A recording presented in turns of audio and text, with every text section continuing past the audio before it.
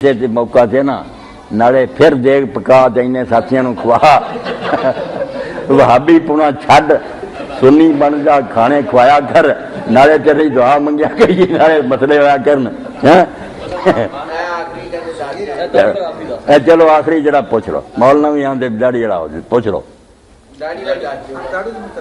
عقید بداری جائے پہلا سوال کرو نا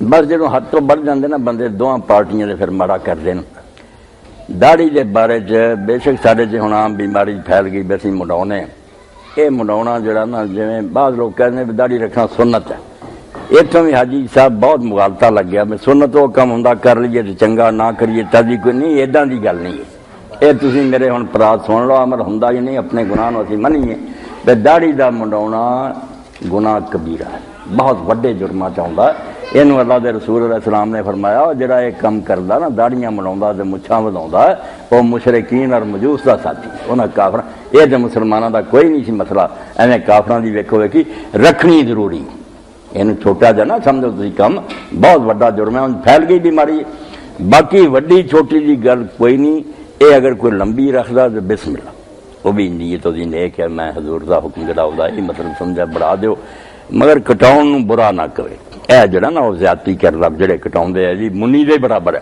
یہ بے علم عالم کہہ دے عالم جان دے حافظ گوندلوی رحمۃ اللہ علیہ حافظ روپڑی آدھے یار تسی زیادتی کیوں کر دے جدوں جنہوں نے حدیث سانو سنائی ہے بداڑیاں بڑھاؤ وہ دونوں کٹاؤندے سی ابو ہریرہ بھی کٹاؤندے سی ابن عمر بھی کٹاؤندے ہن یا یہ کہیے میں انہوں نے عربی نہیں سی آؤندی یا کہیے وہ بے دین لوگ کہ نبی پاک کو سن کے آپ حکم کی خلاف ورزی کرتے اس پاروں علامہ البانی صاحب کئی صفحے لکھے ہے بے لمبی داڑھی میں اس حد تک نہیں جانا انہوں نے بدعت کیا کہ لمبی داڑھی بالکل بدعت ہے کسی صحابی نے نہیں رکھی تو نہ کسی صحابی نے رکھی ہے کٹایا کرو کٹاؤن کی حد انہوں نے مٹھ رکھ کے کٹ دی بس مسئلہ تھی نا کہ دو صحابی جڑے سانو سنا نا کیا فل لہا دونوں کٹاؤ ہوں ایک آدمی دلیری تو کر سکتا کوئی بچہ اٹھے نہیں جی ابن عمر بھی آیا تو پھر بھائی کر دے رہو میں نہیں یہ کر سکتا میں جنا حضور کا ادب کرتا یہاں انہوں نے ساتھیوں کا تہمت میرے جو مرضی لاؤتے رہن وہ دنیاوی معاملے کہ فلانے کو حکومت نہیں انتظام ٹھیک ہو کوئی وکریاں گلاں اللہ معاف کرے مگر دین دے معاملے پاویں حضرت ابو ہریرہ تے پاویں حضرت معاویہ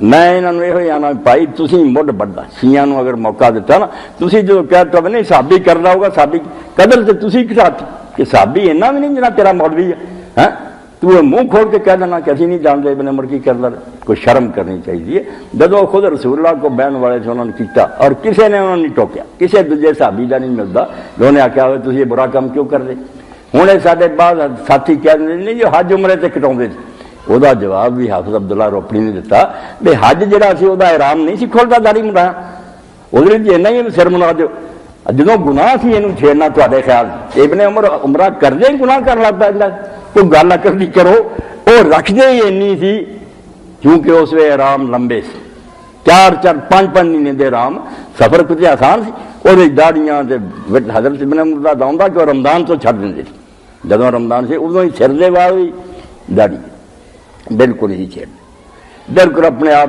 دیوانہ بنا لیں سی سر بھی ودیا داڑھی ودی جدوں پھر احرام کھولنا وہی منڈا دینا تینوں بھی اصل حالت چلا پہلا وہ اپنے دے جنون دی کیفیت تاری کر اجسائے 70 کہ بال پریشان رکھ دے شروع سے اینی سی مگر جدوں رمضان تو چھڈ دیتی متاج پڑھ لو ادوں تک کتنے چلی جاتی انہوں پھر اصل حالت کر لیں گے جی ورنہ احرام کھولن تو بعد اگر معاذ اللہ گناہ ہے داڑھی نو چھیڑنا کہ انہوں نے پہلی سٹے یہ گناہ کرنا احرام کھولیا تو داڑھی منڈا کترا لو کتراؤں دے سی 10-15 صفحے جڑے علامہ البانی صاحب بلکہ کیسٹ بھی انہوں نے اتنے لکھا مینوں کھاؤ نا کسی صحابی تابی نے لمبی داڑھی رکھی انہیں یہی سمجھا کہ جڑا آخیا نا آپ فل لیا داڑیاں چھوڑ دو وہ مطلب منڈاؤنا چھڈ دو جڑا تھی اس طرح پھیر دے چھڈ دو آپ چھڈی ہوگی کسی نے چھوٹی ہے کسی وڈی یہ کہنا بھی فلانا منڈا تو نہیں جی تمہیں پوچھے وہ داڑھی منڈا تھی اگر نہیں چھڈ دیتی منڈاؤنی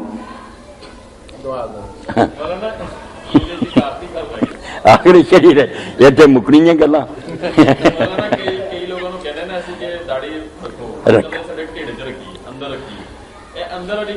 نہیں اچھا ایک گل تمہیں سنا دیے چلو ایمان تازہ ہو جائے ایک ایرانی شاعر نے نا فارسی زبان اللہ دے رسول علیہ السلام دی تعریف چ ایک لکھیا قصیدہ بہت اعلیٰ جنہوں سن کے بندہ واری واری جائے بھی یار ایڈا محب رسول.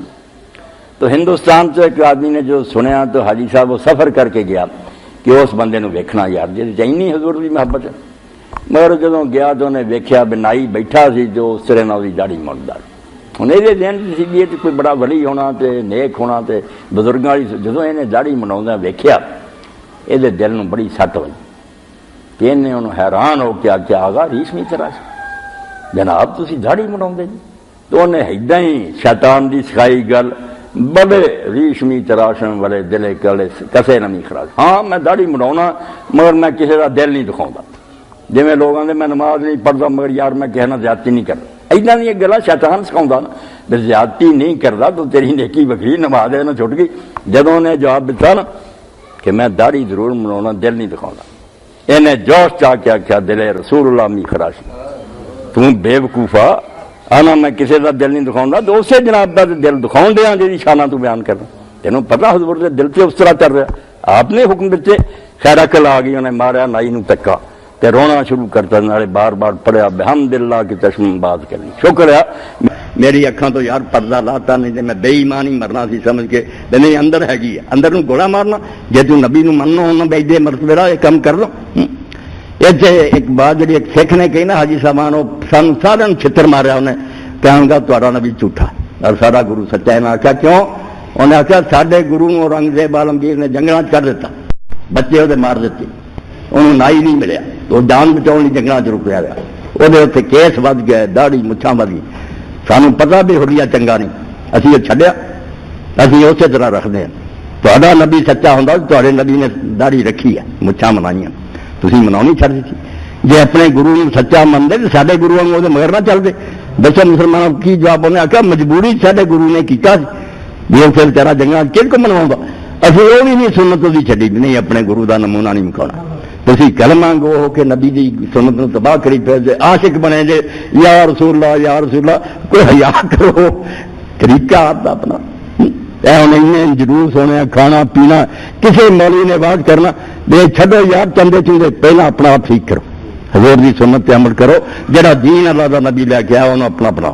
اج تو ایک ایک سال کی ایک ایک کام تو توبہ کرو تم نماز نہیں پڑھا وعدہ کر کہ آج تو نماز پڑھیں گا تو وہ کام نہیں کرتا دین کسے آ جائے بس یہ اپنی جیباں پڑھتے مار کھاندے پیندے. یہاں نے این گل منوا لینا جی مسئلے سارے یہاں کے مکنا جانتے مجھے پوچھو کہ مولوی صاحب اسی ختم ہی دوانے سب کو تمہیں کچھ نہیں جانا پڑھ کے چلے جایا کرو سواب بخشے نہ فروٹ دینا نہ کوئی پیسہ دینا یہاں اگلے دن ہی کہہ دینا مسئلے کوئی نہیں رولا تو کھان پین کا ہر کام جڑا نہ کر. داڑھی کا باقاعدہ حکم ہے یا نبی علیہ الصلوۃ والسلام کی مشابہت کی وجہ سے؟ نہیں جی باقاعدہ حکم قرآن میں ہے. سورہ نساء کی آیت نمبر 119 ہے. شیطان نے کہا تھا وَلَا آمُرَنَّهُمْ فَلَا يُغَيِّرُنَّ خَلْقَ اللَّهِ میں لوگوں کو ابھاروں گا کہ وہ تیری بنائی ہوئی تخلیق کو بدلیں گے. اب مرد کو اللہ نے داڑھی دی عورت کو دی ہے نہیں تو مرد جب اپنی تخلیق بدلتا ہے تو شیطان کے راستے پہ. مسئلہ 33 ہے میرا داڑھی کے اوپر آپ دیکھ لیں. داڑھی فرض ہے داڑھی کو سنت کہنا چھوڑ دیں. یہ بہت بڑا دھوکہ دیا ہے لوگوں نے. یہ تو اسی طریقے سے میں کہوں کہ فجر کی نماز پڑھنا سنت ہے سٹیٹمنٹ تو ٹھیک ہے لیکن سر فجر کی نماز فرض ہے. فجر کے 2 فرض تو فرضیت ہے. آپ علیہ السلام بھی پڑھتے تھے اس لیے سنت بھی ہے. رمضان کا روزہ رکھنا سنت ہے سٹیٹمنٹ تو ٹھیک ہے لیکن یہ تو نہیں میں کہوں گا رمضان کا روزہ رکھنا فرض ہے. سنت اس لیے کہ نبی علیہ السلام نے کیا. داڑھی مرد کے لیے رکھنا فرض ہے اور اتنی داڑھی جس کو عرف عام میں داڑھی کہا جا سکے. مٹھی رکھیں گے جی میری تو مٹھی سے بھی زیادہ ہے میں نہیں کاٹتا. مٹھی رکھیں تو سنت موقدہ پہ عمل ہوگا. اگر آپ تھوڑی تھوڑی داڑھی رکھ لیتے جس طرح آپ کی شیپ جس طرح ان کی بھائی کی بڑی ہوئی ہے ان کی بڑی ہوئی ہے بس ٹھیک ہے فرض ادا ہو گیا کیونکہ ان کو کوئی یہ نہیں کہے گا عورت کا چہرہ ہے. داڑھی تو صاف نہیں ہے نا تھوڑی سی داڑھی آ گئی کافی ہے. مٹھی رکھیں افضل ہے سنت ہے لیکن شیطان کی مخالفت ہو جائے گی جب آپ شیو کرنا چھوڑ دیں گے. ٹھیک ہو کیا حجام ہوں کو یہ نہ کہ جی میں خالی مچھا رکھنا تا بھی تو عورتوں دی نا خالی مچھے رکھنے تے صرف مچھا والی سیج تیری جڑی ہے نا معاملہ ہوئے گا تھلے تے پھر کام ہوتے ہی ہے. پھکی मैं तो नाल नस्बे हाल करांगा। अच्छा अली भाई, इसी से मूंछों से एक सवाल आ गया ज़िमरन के, वो मिशकातुल मसाबी के अच्छा इधर मुझे हदीस याद है, बुखारी मुस्लिम हदीस है, उन औरतों पे लानत जो मर्दों की मुशाबहत करें, और मर्दों पे लानत जो औरतों की मुशाबहत करें। ये मर्द मुशाबहत कर रहे हैं औरतों की, गले में इधर कानों में बालियां भी टांग के और बड़े अजीबोगरीब ब्रेसलेट और पता नहीं क्या कुछ पहन पुन के। ठीक, मिशकातुल मसाबी के अंदर एक रवायत मौजूद है जिसमें है कि जिसने मूंछें ना कुतरवाई वो हमें से नहीं है। ये सही रवायत पस्त ना की, हाँ ठीक है। तो दूसरे रवायतों में आता है कि हज़रत उमर ताऊ दिया करते थे मूंछों को। तो नहीं वो ये है कि वो मूछे कौन सी कुतरवानी है। अबू दाऊद में हदीस है मुगीरा इब्न शोबा की, यहाँ पे नबी अलैहिस्सलाम ने मिसवाक रख के ना ऐसे सामने से मूछे काट दी। यानी ये जो ऊपर वाली लाइन है ना होठों की, ये नंगी होनी चाहिए। साइड से ताव दें, मोटी मूछे रखे, हज़रत उमर ने रखी हैं, ताव भी दिया है। मूछों का कोई इस्लाम मुखालिफ नहीं है। अफजल यह है कि मूछे पस्त हों, जिस तरह मेरी है, नबी अलैहिस्सलाम पस्त रखते थे। आगे कोई रखना चाहता रखे, लेकिन खाना खाते पानी पीते बीच में ना, ये ऊपर वाली लाइन नजर आनी चाहिए। साइड से जितनी मर्जी रखे, ठीक है। What about the required length of the beard? Because there are many people with different lengths, and it's rather confusing when you look outside and you think, oh, what should I be doing? What did the Prophet Muhammad do? As far as the length of the beard is concerned, the scholars are divided. They have different opinions. And as for what is the length of the beard, there are two opinions. One group of scholars say that because the hadith of Sahih Bukhari, volume number 7, book of dress, hadith number 5892 says, the Prophet said, do the opposite of what the pagans do. Keep the beard and trim your mustaches. So because the commandment is keep the beard, that means they say that it should be kept. That's it. And the second hadith of Sahih Bukhari, volume number 7, book of dress, hadith number 5893 says that cut your mustaches short and grow the beard. So the first group of scholars say grow the beard means keep on growing. You should not touch it. Keep the beard means let it be. Therefore, you should not at all, neither trim the beard, nothing at all. You should let it grow as much as possible. This is their view. But if you read, there is not a single Sahih hadith which speaks about the length of the beard of the Prophet. Not a single Sahih hadith. There's not a single Sahih hadith. But according to Sheikh Utaimi, he says that we understand when the hadith says that keep the beard or grow the beard, it means you should leave it, you should not touch it, and let the length be as much as possible. And if someone shaves it as haram, and someone trims it to the size of a fist, that is the other view, then it is makruh. So this one group of scholars said let it grow as much as possible. The other group of scholars, what they say, that the length of the beard should be one fist. As I mentioned earlier, there is no Sahih hadith which speaks about the length of the beard of the Prophet. There's a hadith which is a Zaif hadith or a Mawdu hadith, which says that the beard of the Prophet, it touched the chest. But that's a Zaif or a Mawdu hadith according to Shaykh Nasruddin al-Albani. There's a hadith mentioned in Sahih Muslim, volume number 4, hadith number 5789, where Jabir bin Samura, he says, may Allah be pleased with him, that the Prophet had a thick beard.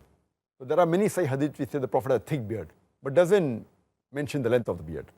But this group of scholars, they say that since the length of the beard is not mentioned, what we have to do is we have to look at how the Sahabas kept the beard. The length is not mentioned, so we have to look at the Sahabas, because the Prophet said, if you don't find in my example, then look at the people around me in this generation, at the companions, Sahabas. And when we look at the Sahabas, we find several authentic hadith, more than 10 Sahih hadith, which say that the Sahaba, they kept their beard at the length of one fist. And whatever was below the one fist, they trimmed the beard. Including Ibn Umar, may Allah be pleased with him, Ibn Abbas, may Allah be pleased with him, Abu Huraira, may Allah be pleased with him. All these Sahabas which are very close to the Prophet, they trimmed their beard. Even those Sahaba who narrated the same hadith, Ibn Umar, may Allah be pleased with him, hadith of Sahih Bukhari, volume number 7, book of Death, hadith number 5892.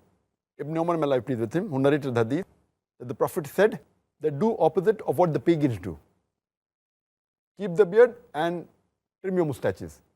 Immediately after that, the hadith continues and says that whenever Ibn Umar, may Allah be pleased with him, used to go for Umrah and Hajj.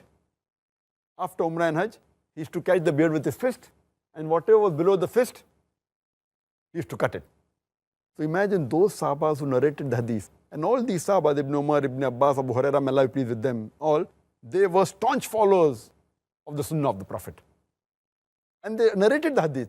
When they narrate the hadith of trimming the moustache and keeping the beard, growing the beard, they understood the way the Prophet wanted. So why did they trim the beard? If the view of the first group of scholars is right, that keep on growing, growing means how to grow? The way the Prophet grew. And if there's no hadith indicating his sayings or actions, then you look at the way the Sahabas did. That's the way how you analyze the hadith.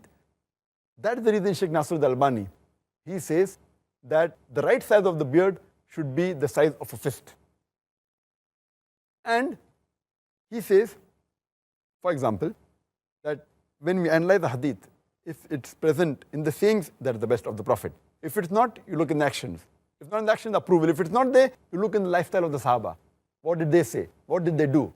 So we agree that what the Sahabas did was they followed the Prophet. And you don't find a single hadith, neither of the Prophet or neither of any of the Sahabas, we say that they did not trim the beard. There are more than 10 hadith which say that the Sahabas, they trim the beard below the fist. If there was even a single hadith which says that this Sahaba did not trim the beard at all, then it can be possible that both are right. Because there's not a single hadith on the other side saying that the Sahaba never trimmed the beard, but there are no less than 10 Sahih hadith which say that the Sahabas below the fist, they trim the beard. According to Sheikh Nasr al-Albani, it is fard to trim the beard below the fist.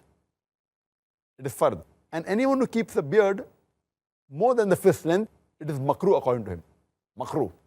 Detestable. So this is a strong fatwa given by Sheikh Nasr al-Albani. He's very staunch. And I personally agree with his view because there is evidence in the lifestyle of the Sahaba. And he further says in his book, and he writes that why it should be the length of one fist. He said, besides the Sahabas, many examples we find who kept one fist and cut below one fist the beard. He gives the examples of many Salafis Salihin who had the beard the size of a fist and they trimmed the beard below the fist. Like, for example, An-Nakhil.